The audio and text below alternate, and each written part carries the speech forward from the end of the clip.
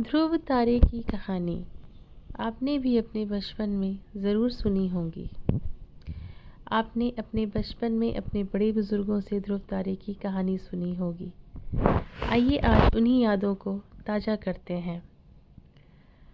हम हर रोज़ रात आसमान में जगमगाते असंख्य तारों को देखते हैं। उनमें से उत्तर दिशा में दिखाई देने वाला सबसे चमकदार तारा हम सब का ध्यान आकर्षित करता है। सदा स्थिर नजर आने वाला वह तारा है ध्रुव तारा। ब्रह्मा जी के मानस पुत्र स्वयंभू के दो पुत्र थे, प्रियवद और उत्तानपाद। राजा उत्तानपाद ने दो विवाह किए। उनकी पहली पत्नी का नाम सुनीति था और दूसरी का नाम सुरुचि। दोनों रानियों से उन्हें पुत्र रत्न की प्राप्ति हुई।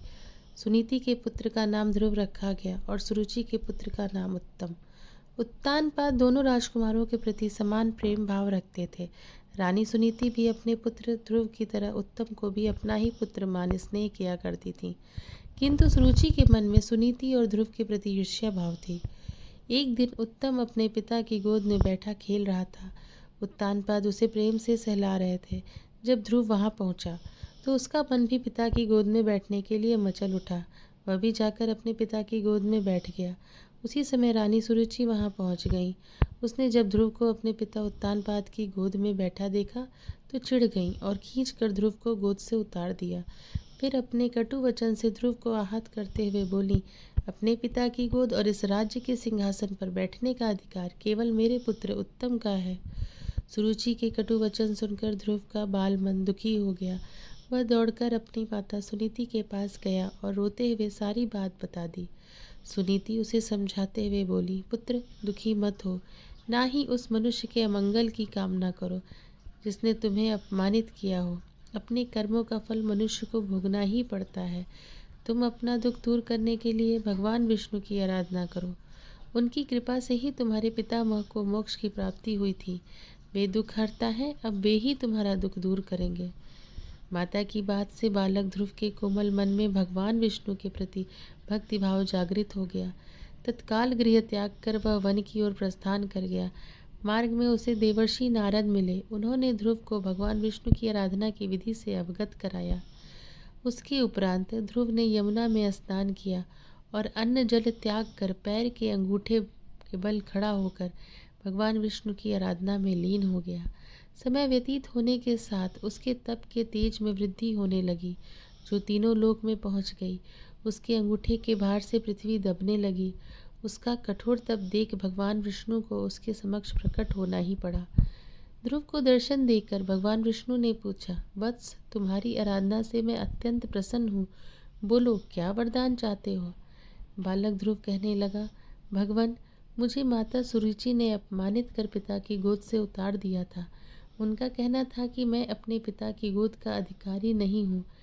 माता सुरुचि की इस बात ने मेरे अंतर्मन को आहत कर दिया था और मैं भागा भागा माता सुनीति के पास अपनी व्यथा सुनाने गया। तो उन्होंने मुझे आपकी शरण में आने का परामर्श दिया। मैंने आपकी आराधना अपनी स्नेह प्राप्ति के लिए की है प्रभु। आप जगत के तारनहार हैं। आपकी दृष्टि में सृष्टि के समस्त प्राणी समान हैं। पिता की गोद से उतारे जाने के बाद मैंने प्रण लिया था कि अब मैं केवल आपकी ही गोद में बैठूंगा। कृपा कर मुझे अपनी गोद में वह स्थान दें जहाँ से मुझे कोई उतार न सके। भाव विभोर होकर बालक ध्रुव बोला। ध्रुव की अभिलाषा जानकर भगवान विष्णु बोले, वत्स, तुम्हारा निस्वार्थ भक्ति भाव देख मैं तुम्हें अपनी गोद में स्थान देता हूँ। यह ब्रह्मांड मेरा अंश है और आकाश मेरी गोद।